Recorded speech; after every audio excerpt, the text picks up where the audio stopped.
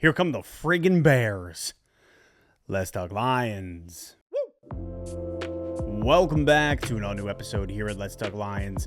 My name is Jay. Glad to have you here. Glad to have you stopping by the channel. If this is your first time, welcome. Huge news for Let's Talk Lions. Huge news for me coming into this week and for the rest of the 2025 regular season. I am partnering with Founders Brewing Company out of Grand Rapids, Michigan. That's right.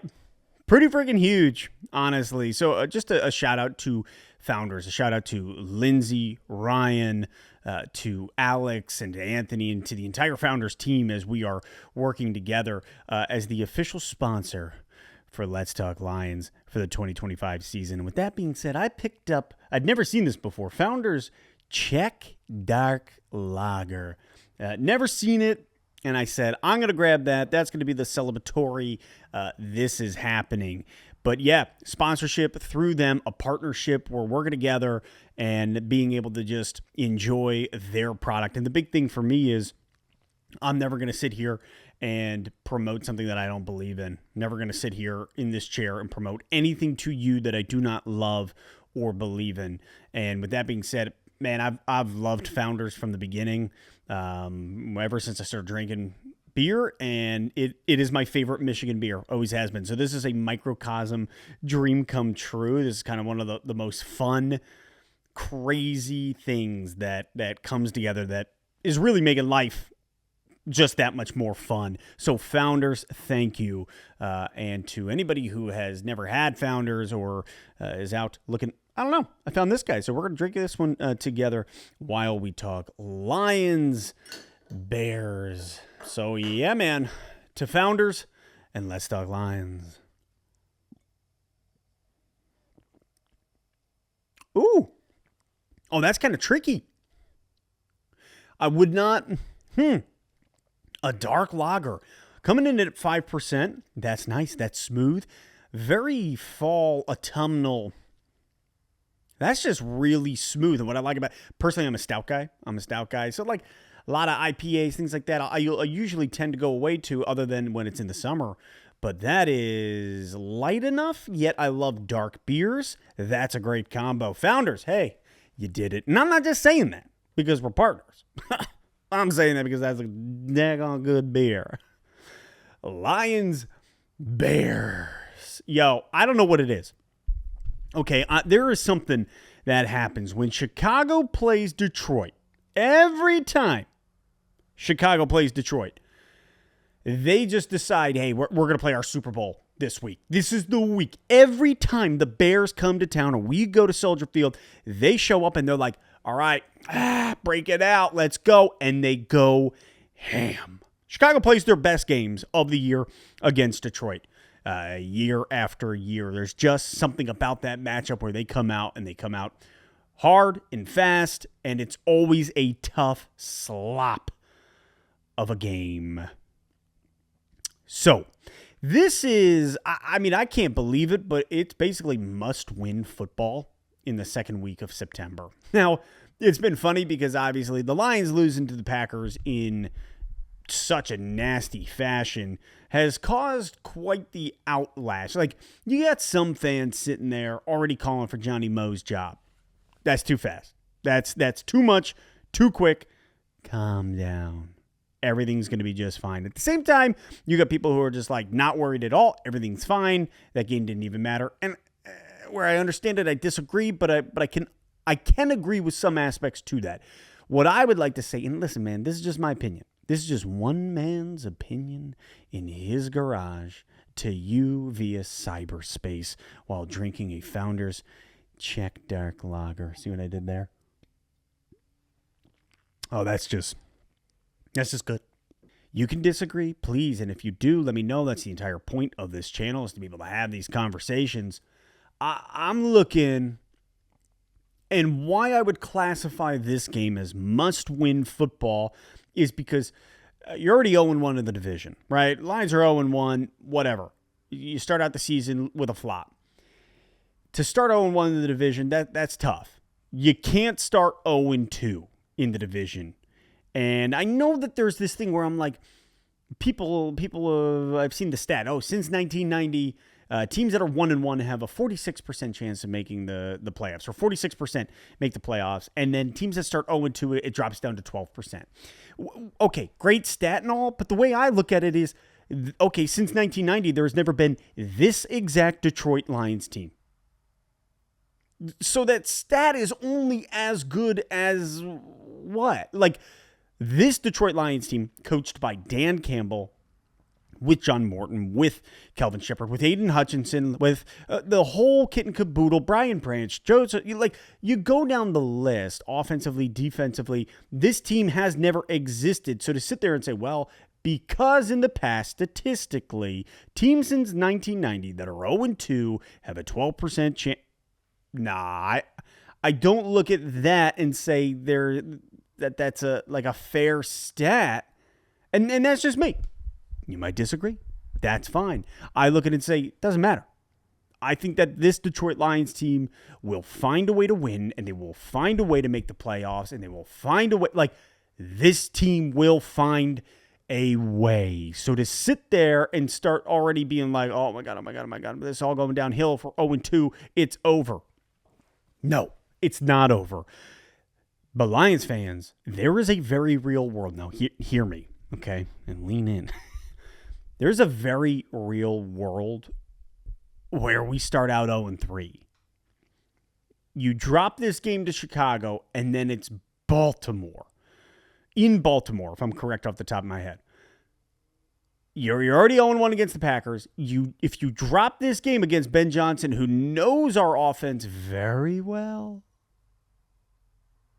and then you got to go into Baltimore and you drop that game, you're 0-3. Lions fans are going to lose their they're going to lose their minds. People are going to lose their minds if that's the case. And I don't think that there is reason to, because sure, you start 0-3, bad optics, that sucks. You don't want to drop those games, but at the same time, I don't want to be the best team in September.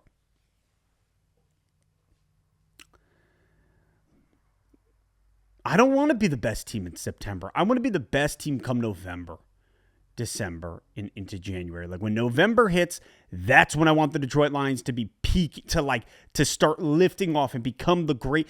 You want every win possible. Don't get me wrong. Holy smokes. Do not miss, don't not hear what I'm saying. Obviously, you want every win, but what I'm saying is, to be the team that is hot in September and you're the best team and it's great. We watched Arizona crumble. You even look at New Orleans last year and everybody's like, is this team good? Spoiler alert. They were not. Starting out, that's great. You want to start out on the right foot. You do not want to start out how we started out in Lambeau. But what I'm saying is, there's a real world where the Lions start out 0-3, and as shaky and bad as that is, I don't believe that's the moment where we start calling for people's jobs. I don't think that's the moment where now, if you're 1-6 and your only wins against the Browns, okay, now we can start setting off some fire alarms. You know what I'm saying? But there's a real world where the Lions kick it at 0-3 and people start losing their minds out here. And I'm just going to say, we need some equanimity. Equanimity? How do you say that word? How do you say it? Equanimity? Thank you. You just got to stay even. Calm, cool, and collect. I love Rudyard Kipling's poem, If, right? Those first words, and when I think about John Morton right now and probably what he's going through as the offensive coordinator, people calling for him already, like people already want to put that man's head on a spike, and I'm like, if you can keep your head when all about you are losing theirs and they're blaming it on you, and if you can trust yourself when all men doubt you, but make allowance for their doubting too. If you do those things, everything will be just fine. My encouragement to Lions fans is, before people start going nuts, hey, let's just calm down and let's see this team roll. We have the roster for it. We're still led by Campbell. I believe in that. I think John Morton's going to figure it out. I think the O-line's going to make adjustments and everything's going to be just fine. John Morton said it. He said, these are easy fixes. Easy fixes, so let's fix them. Now, we got to get that run game going. We got to get that run game going against Chicago, and we got to get it going fast. And the Lions, in the last couple of years, it feels like in those home openers, we've struggled. We have struggled to really put it to take the what's on paper and make it look great here at home in that first home opener. So I really want to see that, but you got Ben Johnson coming back to town. You got a man who used to live in your home, who comes and knocks on it, like a year later after moving out, and he's like, I want to show my wife or show my kids like where we lived or whatever. Not a year later. I want to show. He knows the exact layout of everything going on. My man knows this Detroit Lions organization very, very well. And I know that the Bears had a terrible collapse against Minnesota, and they have their woes. And I think Caleb Williams he's got potential to be great. It's just a matter of harnessing it. And can Ben Johnson do that? It's week 2. This is a humongous game that the Lions got to win. And I want it to be handily. Might not be. I'll take a win. A win's a win. But we really need to see this Detroit Lions team come out and squash them. I am worried about Caleb Williams and his elusiveness. Yeah, the guy, I think he took two sacks against Minnesota last week. Obviously, he had the most last year. I believe it was 68 total. The offensive line has gotten, I believe, a little bit better, even with some of the additions. I think they got Jonah Jackson, which we are familiar with. But all in all, it's his elusiveness, and can we actually, like when you see Lamar or Josh Allen scramble, there's something about their scramble where you're like, this is purposeful, and they know what they're doing, and they're good at it. Caleb Williams' second year, it's just his second year, and there's still that like floppy, he's trying to, he doesn't look awesome. He doesn't look awesome while scrambling, but he's slippery. He's a little grease pig out there. Lions offense has to get rolling. Somebody, Jake, posted in the comments last week after the Packers game that Goff, not under pressure, has the highest QBR rating, QBR in the NFL. Meanwhile, under pressure, he's coming in at 28th, and that's a brutal stat. And so the O-line's got to shore it up. The O-line's got to shore it up. We got to be able to stop Chicago's D-line, linebacker, the blitz. Like, you got to be able to protect Goff, and we got to get, even like I'm looking at Gibbs and I'm looking at Monty, and I'm like, we got to protect Goff, give him the time, let the plays develop. And the checkdowns are because nothing's developing and we're just checking down. Now, I don't think it's super fair to really look at Chicago and Detroit yet and say, okay, here's what we saw last week, and that's what's going to pour into this week. Like, we kind of need a game or two more to really see what these squads are doing.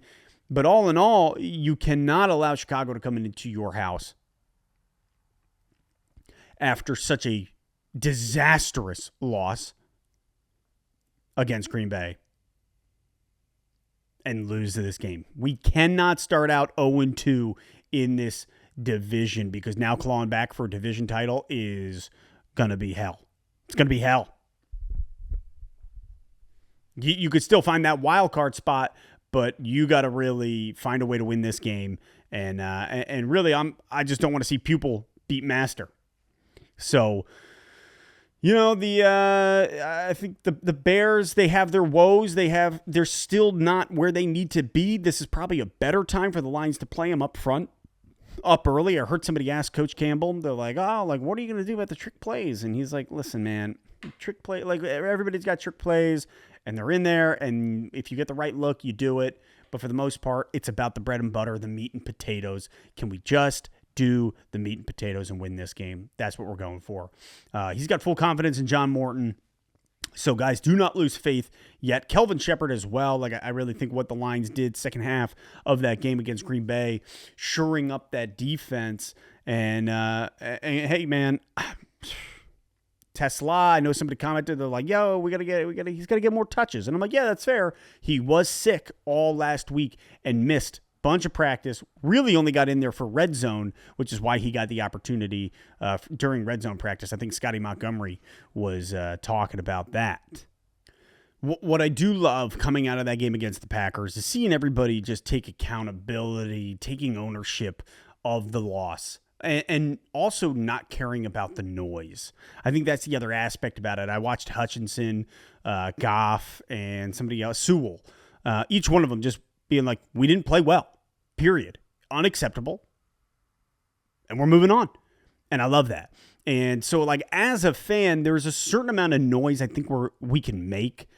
But there also is a point in which it's like, man, support the boys. Like, that's how I'm looking at it. I support the boys, and I don't ever want in this, especially when you're this good and you have this much talent and skill and on the roster, and it's like, man, I don't want to be adding to the clamor of negativity. Now, if there's bad things, like, call those bad things out, but then there's the other side of it where I'm like, this team, I think, is a Super Bowl caliber roster. It is. I don't think that's far-fetched to say. So, like, them taking accountability and ownership over it, and Hutchinson being like, yeah, you know what, this was good, this was bad. Sewell being like, I played poorly. Let's move on. I'm going to be better. What I am scared of, Taylor Decker. He's missed practice now 2 days in a row. Where is it at when this is coming out? I don't know. Dear God, please, Decker, be out there. We need you. We need that.